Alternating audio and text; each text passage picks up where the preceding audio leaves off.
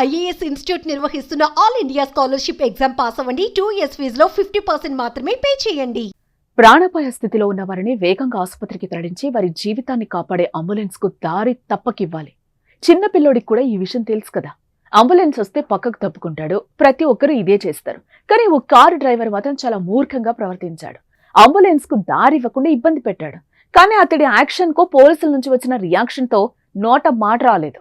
Social మీడియాలో viral అవుతున్న video ప్రకారం ఒక రోగిని తీసుకుని వెళ్తున్న అంబులెన్స్ కి ఒక కారు యజమాని రోడ్డుపై అస్సలు దారి ఇవ్వలేదు. కొయ్యి కొయ్యమంటూ హారన్ మోగించినా వినిపించుకోలేదు. వెనక్ అంబులెన్స్ వస్తుంది, దీనిలో పేషెంట్ ఉన్నాడు అని ఏ మాత్రం ఇంగిత జ్ఞానం లేకుండా దాన్ని ముందే పోనిచ్చాడు. ఇలా కిలోమీటర్ల మేర సాగింది. ఏ మాత్రం పక్కకి జరగలేదు. చివరికి సిటీలోకి వెళ్ళాక చాకచక్యంగా కారును ఓవర్టేక్ చేశాడు అంబులెన్స్ డ్రైవర్. కారు నడుపుతున్న వ్యక్తిని 4 చివాట్లు పెట్టి అక్కడి నుంచి వెళ్లిపోయాడు.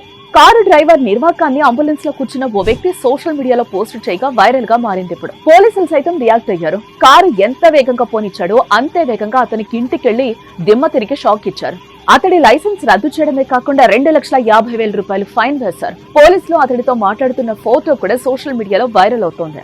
అందులో ఆ కారు కనిపించింది.